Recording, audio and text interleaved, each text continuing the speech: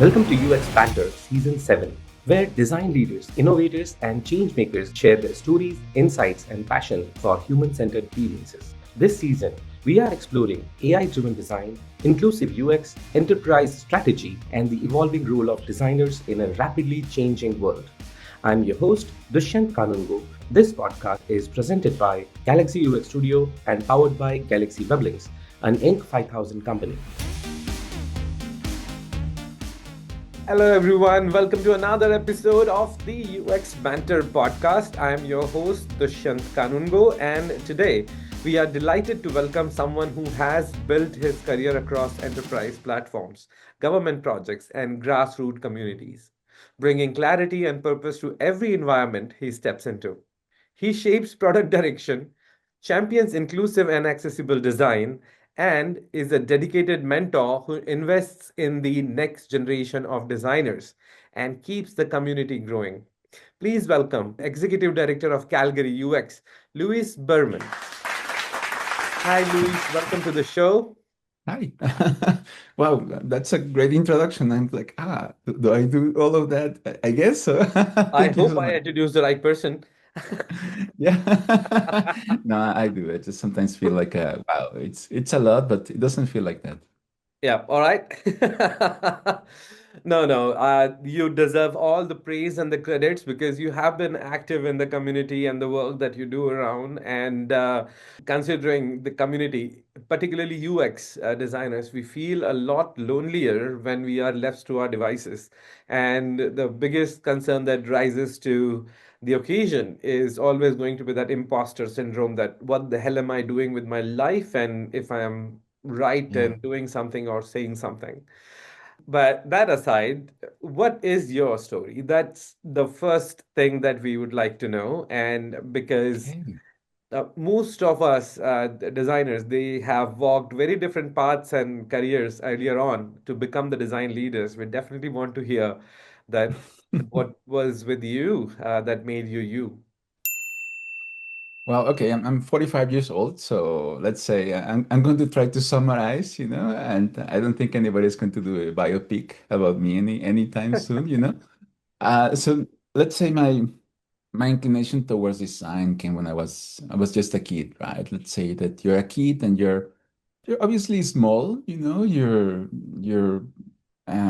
acuity and your capacity is very limited, and I always wondered, why furniture, why cars, why even a glass, is so easy to break, like for example, let's say classic thing, you're in a restaurant in front of the family, you want to reach for your apple juice, and then the apple juice is suddenly spilled everywhere, right? And then you feel bad. And then you want to take a seat, you want to be with the family, you want to get in the sofa, and you have to climb the sofa. So it's like, hey, why everything is hard? And I think part of that led me to believe that, hey, suddenly the world is not fitting my needs. So why this is not fitting my needs? And it really goes along with the idea that, hey, if we build the world, like I one day asked my grandma, hey, what is this plate in this building? And then she told me, hey, this is the architect that built the building. And for me, that blew my mind because I was like, hey, wait a second. Buildings are made by people, so cities are made by people. So that means that everything that I'm suffering is actually something somebody else's design, right? It's built by people, right? So that's how things start. I don't know if that makes sense, but it's mostly like, hey, Yes, it does perfect sense. yeah, And because you are suffering by somebody's designs, then it inspires that how could I make things better, doesn't it? yeah, yeah. I mean, we're talking about the 80s, right? So the idea of accessibility or designing for kids still was very far from being mainstream. But I think, yeah, it's the principle, right? If you always feel like you are fighting your environment, that means that the environment is wrong, not you. And that's when you decided to become an architect. It was, how to say that, partially the idea, I always had this impression or this need for the environment itself. Mhm. But truth be told, I prefer to have something that was much more approachable. You make a building, you design a building, and it's only enjoyed by what, 200, 500 people, right? But if you design a website or an app or even a physical product, more people get to enjoy it, right? So that's why that was the inclination, right? The mass adaptation of something. All right. So what is the education then look like? What did you study? Yeah. It was integral design was a very different program because they were trying to mix industrial design, graphic design, and web design into one simple, um, let's say, a streamlined um, process. So you can think beyond the media. It was more about trying to achieve results and trying to cover, let's say, the gaps in between, right? Let's say, for example, you're designing an office. Yeah, you're designing a good part of, let's say, the flows, a good part of the furniture, a good part of how the systems work. So they were trying to see this multifactorial approach to one single problem. Okay. So what was the path? How did you start professionally, as in the work assignments and the jobs that you Oh, changed, and how did it happen that you got to where you are right now? got it. Okay, well, how I started, I started like around 20 years old. Uh-huh. And my first project was designing a sign for a library. Mm-hmm. It was a very old library in Mexico, and it required all this classic information architecture information everywhere around because it was an old building. So it was very easy to get lost. And that was my, let's say, introduction to the professional world. Then I started working for agencies, and it's so funny because at that time the internet wasn't really the how to say that, it was more like a side project, right? It was like, oh, okay, by the way, we can do your website, and nobody cared, right? So it was until I got into this agency now, not only webs, that I started working with Panasonic, and the relationship was amazing because it was very easy to make changes. Right now, I just cannot imagine how much process and bureaucracy you have to go through to make a change on an e-commerce site. But at that moment was kind of like, hey, what if we do this? And the client was like, sure, yeah, let's do it. And it worked. And then it was like, okay, I think I'm good at this. I really like it. And also, it just it's just magical, right? Like you do something on your desktop, then it's developed, and the next day is been seen by 8,000 people, right? And at that moment, 8,000 people was like, wow, this is a million people for me, Crazy. right? It's a lot, but I no, mean, it's when I started, we would go to businesses and say, we can create your website, and there's like, why would we need a website? And now the first thing which is told that if you want to start a business, create a website first. People may want to see, they just Google it, and your yeah. name should show. Otherwise, you're not yet there. And I think that has been the radical shift in the approach and how it is seen and worked through. But yeah, but then the journey, Mexico to Canada. Did it directly go from Mexico to Canada, or there were stops on the way? I got a detour in Spain a couple of times. So I went to Valencia first. I studied part of my bachelor's degree there. And then I went back to Barcelona to study my master's degree, and that's where I got to work at Not Only Webs. And yeah, if you ask me, if you ask me, I was going to do anything necessary to stay in Spain. And suddenly, hey, I'm in Canada, and I'm super happy. So you never know where you're going to land at some point. Culturally, how different are Mexico and Spain? Because the language is, I Oh, believe it is, yes, Spanish, but there could be very different dialectical and cultural differences between the two. That we can see that I saw a Spanish movie and I saw a Mexican movie. There are a bunch of differences. Uh, the way people have the body language to the Yeah. rage, the Yeah. romance, everything is different. So, can you explain that? Was it really difficult, or is that really that different? Wow. Yeah, okay. Language wise, I mean, okay, Valencia, they speak Valencia. In Catalonia, they speak Catalan, yeah. Catalan. They are, let's say, different languages. They have similar ways to access. Let's say that the vocabulary can be sometimes the same, and depending on where you are, there are going to be different ways to pronounce things, right? So let's say that was the first thing. Was kind of like, hey, you arrive to Spain, you assume that everybody speaks Spanish or Castellano.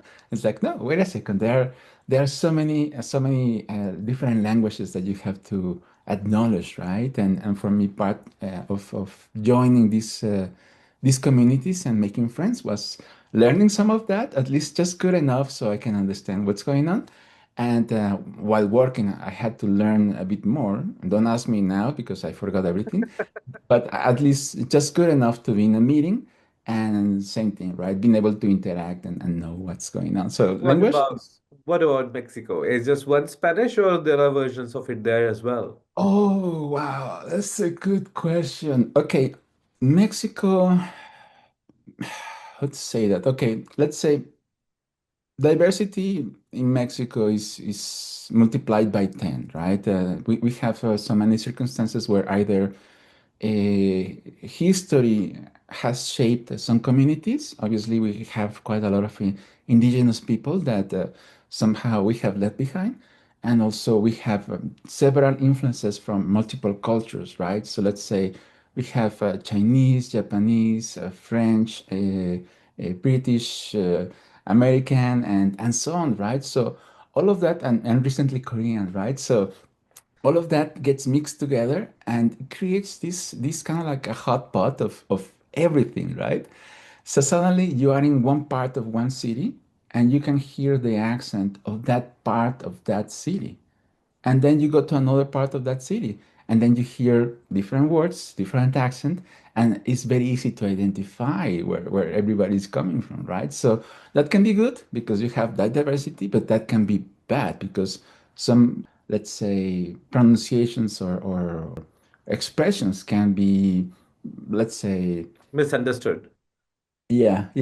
Well, yeah, and also there is a lot of still we need to work quite a lot on equality, and that's also one It's mechanism to difficult. differentiate But people. Lewis, I'm asking all these questions which are related to the different journeys, different travel, different cultures, because as UXers, our job is not to take sides. We are Yes. always there to represent what the end user might be experiencing.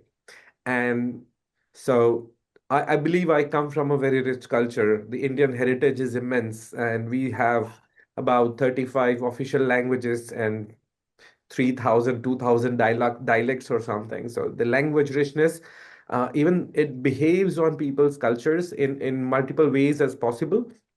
And there is a research which said that every language you speak, you will have a different personality in each of the languages. I have a different personality when I'm speaking English, different one when I'm speaking Hindi, and even different one when I speak Nimari. That's the third language that I speak. So that you would also feel that when you speak Spanish, you are a different person.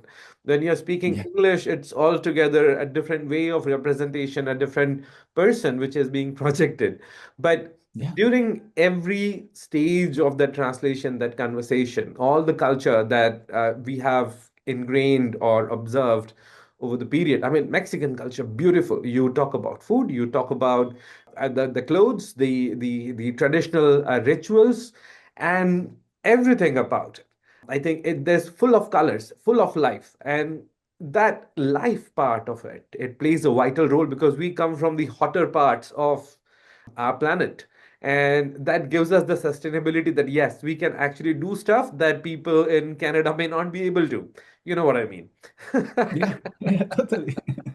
I mean, go for a beer and stay outside Yeah, during winter. that's That's something that no how worries. much of this diversified cultural experiences have impacted the work that you do today. Mm, yeah, yeah, yeah. Okay. Well, this is part of why we need to acknowledge culture and intersectionality and the different states one person is, right? For example, let's talk about humor, right? And sometimes in UX, we utilize humor very sporadically to recover from some mistakes, right? Let's say that you get into a 404 Mhm. and you get a humorous message trying to make you feel less bad about it, right?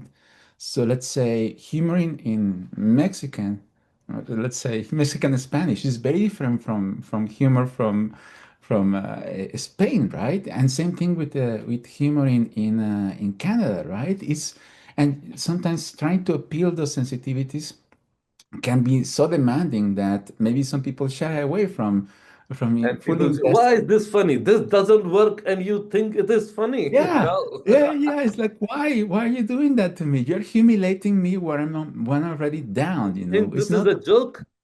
exactly right. So this is the part where we're trying to see that from multiple areas is going to be necessary. Obviously, testing with the users nearby and trying to find grace, right? Trying to know that there is going to be one moment when you're going to be able to extend that olive branch. Is just know how and when. Just let's say humor for the sake of being funny is not going to help the user, but if this is going to be functional for the goal that you want to do, let's say recovery from error, then it's going to be super, right? Then it's going to be welcome. And same thing with teams, right? I think all of that implies in a way that you have to manage a team, you have to work all together, and you have to know when a joke is going to land and it's going to be accessible for everybody, right? True. All right. Enough of serious questions. Now tell me, with that cultural diversity, what can you cook? Oh my gosh. Okay, I love cooking. I mean, if you can see my cheeks, No, you you can you see that. should see mine. Yeah, But what okay, can okay. you cook? Oh yeah, yeah, yeah. Yeah, you name it. Everything Mexican is available at home, you know. I think the main challenge is just cooking anything Mexican requires hours, right? I'm sure that Uh-huh. you have the same feeling, and it's not like you can make one just for yourself. You have to make enough for a party, right? So that implies that it comes with a investment, right? It's like 2 3 days of just fermenting or doing or cooking or prepping, and then you have the product, and then still you need to have people to eat it, right? So anyways, but I love Mhm. food.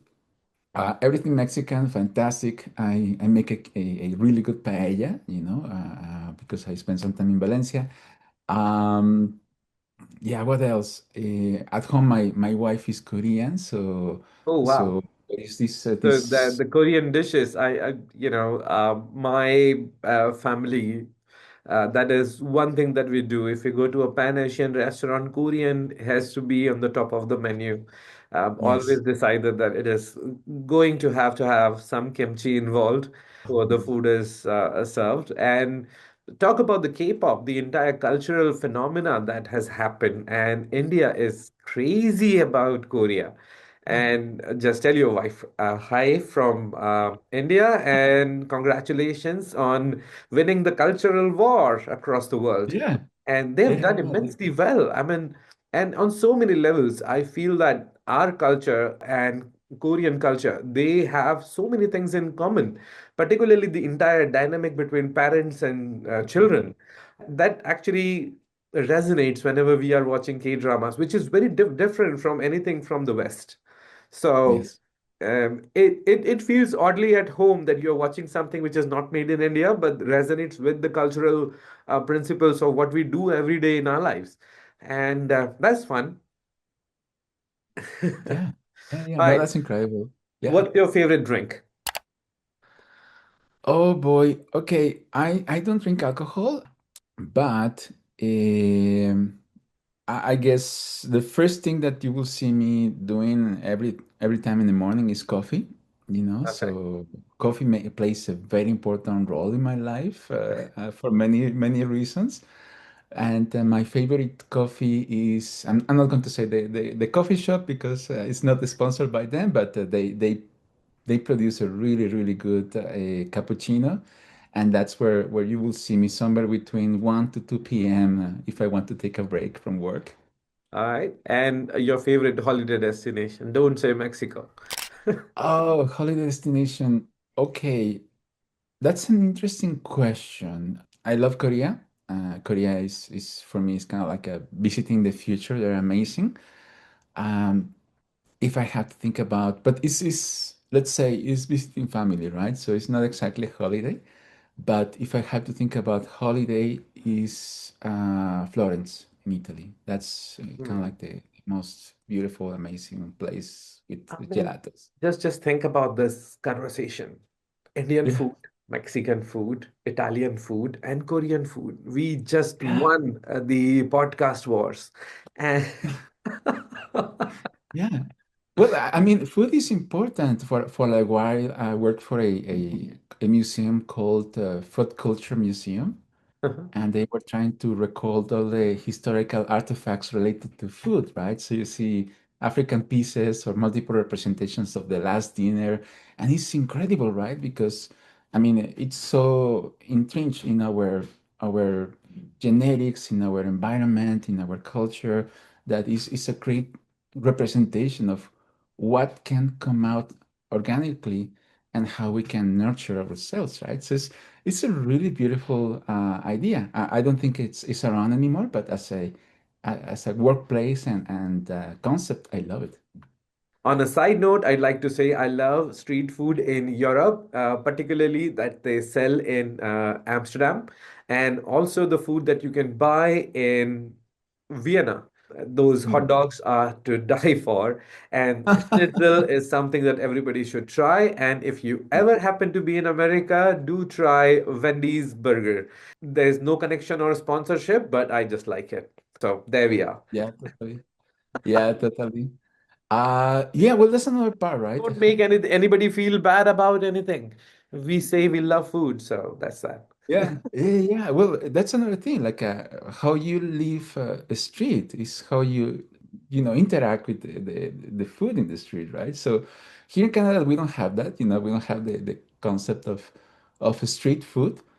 But oh my gosh, just I mean, it sounds terrible, but having a hot dog in Mexico while cars are straight behind you, kind of like it's an experience. It's kind of like, hey, I'm eating this delicious food that I know that is terrible for me, and it has been peppered with carbon dioxide. But it's so good that you cannot say no. And same thing goes for having a vada pav in Mumbai. You can look at it, you can say, is it edible that people are eating it? But then you have Yeah. one, and then you want another, and you're done for whatever it is, lunch, dinner, breakfast, brunch, a snack, any time of Ah, the day, and you are done in like 5 minutes. And that's oh, the beauty of it. But that's so India, and the street food here is something to live and die for. And I come from a city which is almost you can call food capital. My daughter is a chef, so I have a cynic at home where I can get to hear all the criticism about the good qualities and bad qualities of the food, taste-wise, not about the health benefits. well, I mean, it nurtures the soul, right? So yeah, Yeah. that really, So you were at a conference last week. How yeah. was it? Tell us more about it.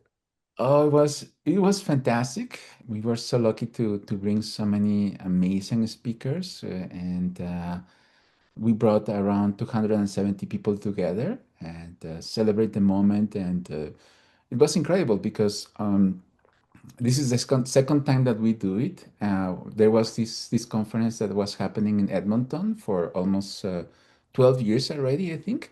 And then last year and this year, we were able to bring that to Calgary.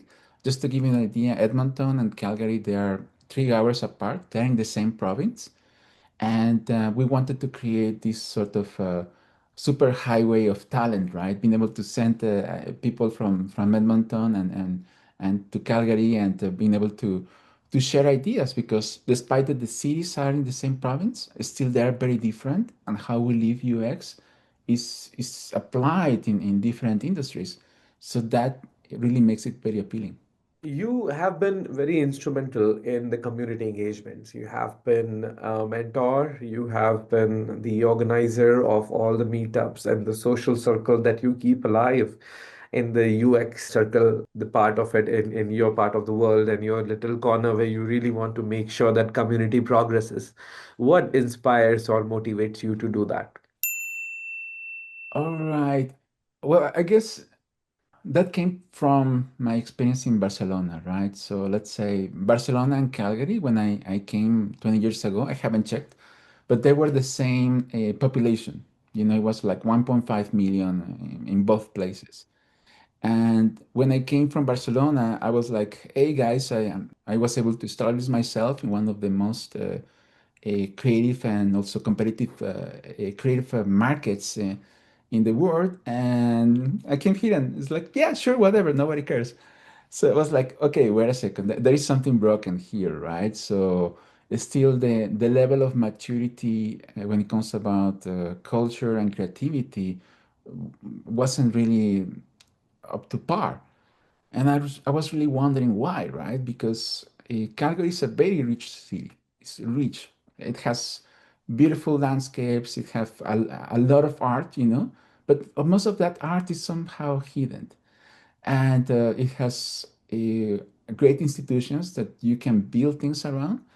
And I was wondering why you didn't have the same combination of factors in Barcelona, right? And Right. part of that was like the ground level, the grassroots wasn't that much there.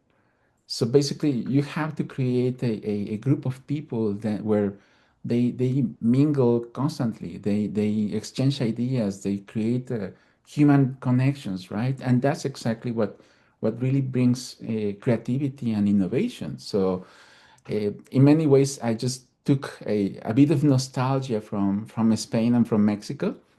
And being an immigrant, it was like, hey, let's create something that looks different, looks that is just basically a basket of creative people that can interact, and sooner or later something is going to happen. And I think that's we can see the results, right? A conference almost 6 years later is something huge, right? Okay. What about the mentorship that you do? Well, it comes same way, right? I think in many ways you at some point you want to look back and you want to see how either you can cover from the circumstances that you didn't have. In many ways there is a whole generation that didn't grow up with the concept of a mentor, right? You had teachers, you had people that stuck around long enough and helped you for a while, but didn't stay that long to the point where you can just reach out all the time. And I really wanted to be that person for somebody. And also in the same vein of creating maturity and bringing up the next generation, you have to invest, right? Because if your field that you love dies with you, then you don't really love it. It's just had a career, you retired, and that's it. But you need to have What you the love, if it dies with you, you never loved it enough. I mean, wow. oh, Is it an original quote or can I? no, I don't. No, but I guess it's the coffee talking. It's too serious for a 8 a.m. conversation, but I really feel like that. No? I think it's like, hey, how can you say that you love something and you don't spend time sharing the love with somebody else, right? Hmm, It's amazing. comes natural, no? Perfect. Well said. And on the topic of love, any book that you can now recommend that we should all read as designers? Oh my gosh. Okay. I don't know if you see my background, but it's the worst question that you can ask because it's kind of like, hey, you see from here and here. Right now, I think Atlas of AI Uh-huh. is important. It's not the most important one, but it's important because it connects the, let's say, the roots of AI with exploitation and bad practices. So it's necessary for us to understand it. Let's say if as a designer or as a creative, I'm breaking something. Uh, Uncanny by Uncanny by Junji Verdict Ito. of Fear by Junji Ito. Yes, yes, yes, yes. He's a mangaka. He makes a lot of wonderful stories, and I think it's always important to understand. Oh, maybe I'm not going to see that here, but Yeah.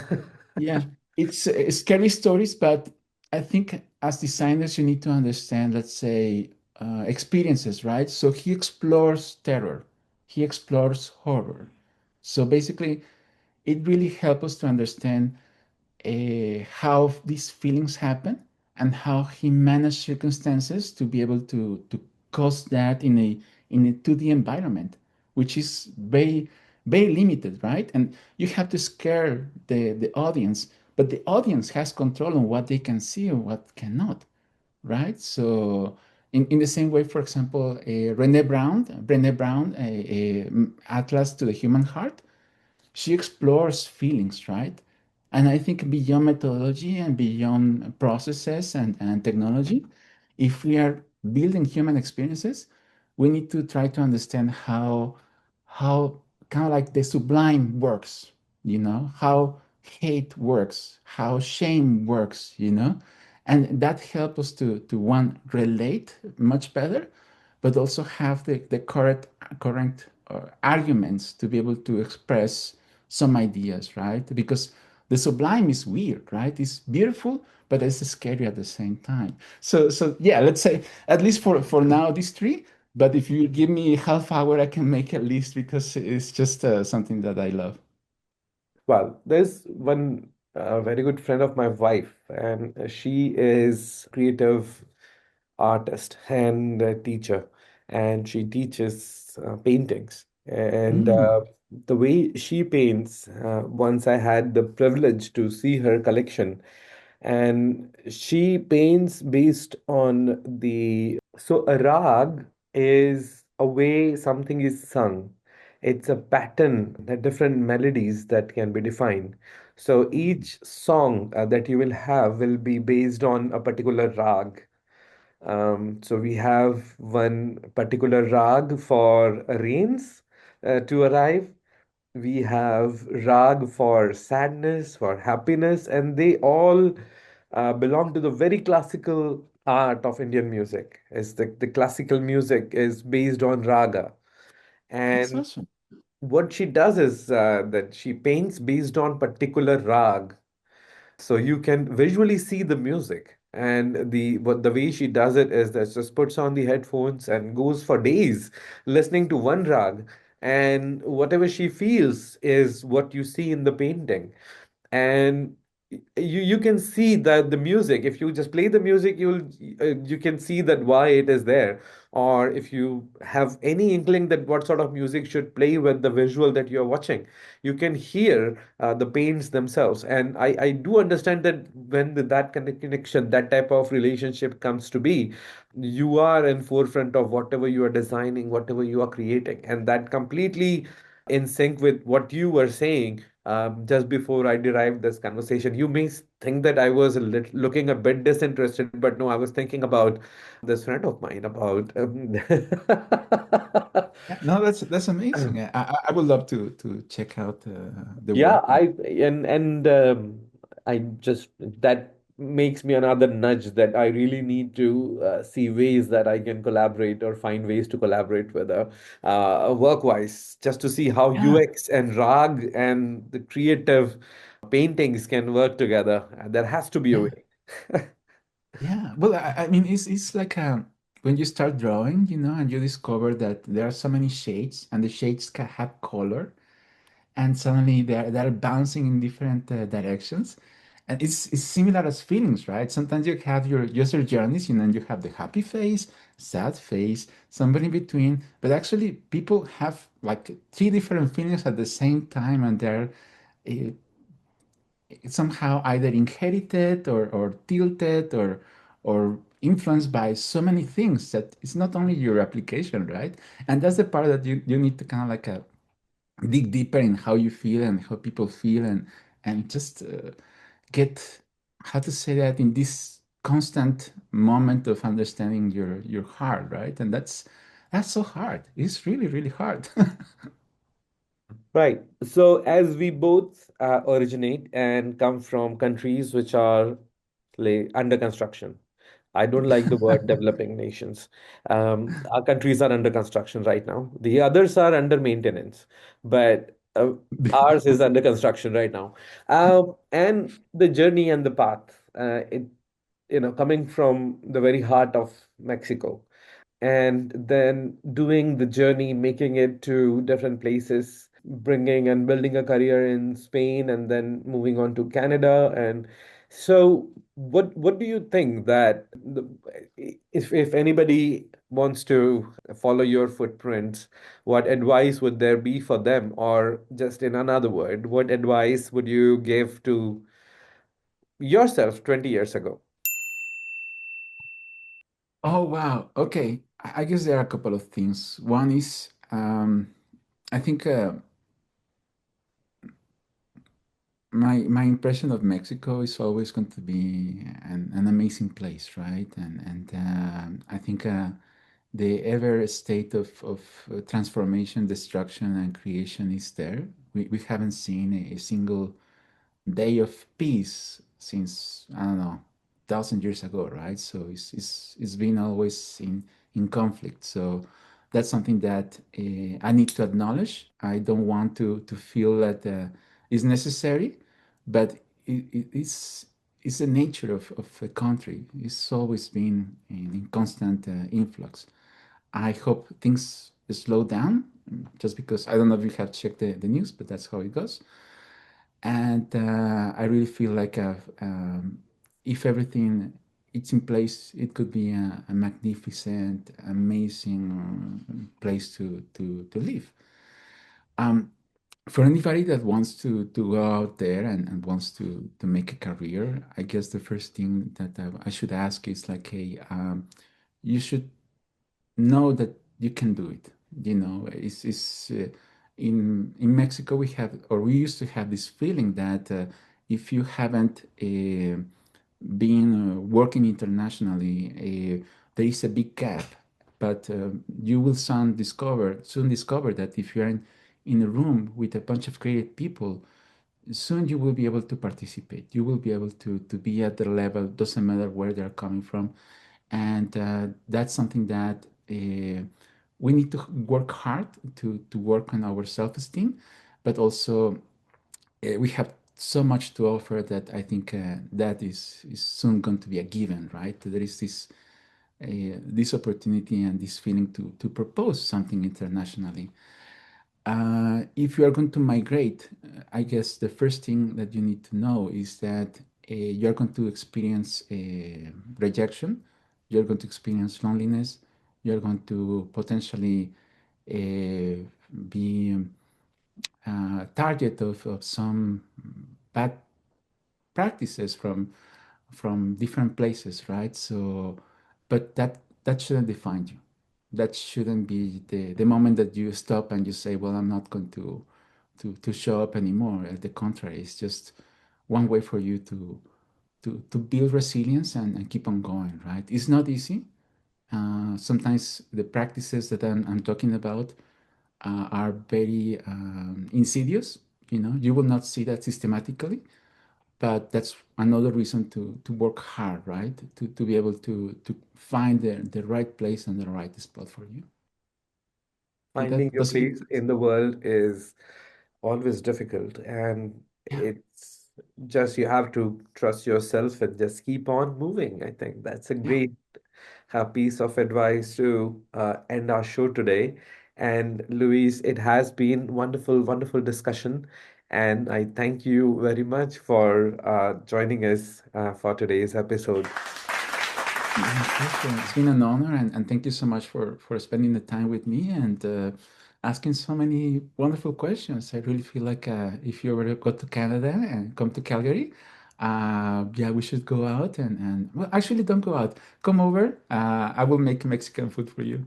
Or I'm Korean, definitely. I'm whatever planning. prefer. I'm planning sometime around late April or early May. I may be there, and Okay. I think there is a conference which is going to happen that I'm going to attend. But before that, so everybody who have joined the show so far, thank you very much for tuning in. And that's it for today. Stay tuned for another episode as we return. Don't forget to like, share, or subscribe. Toodles.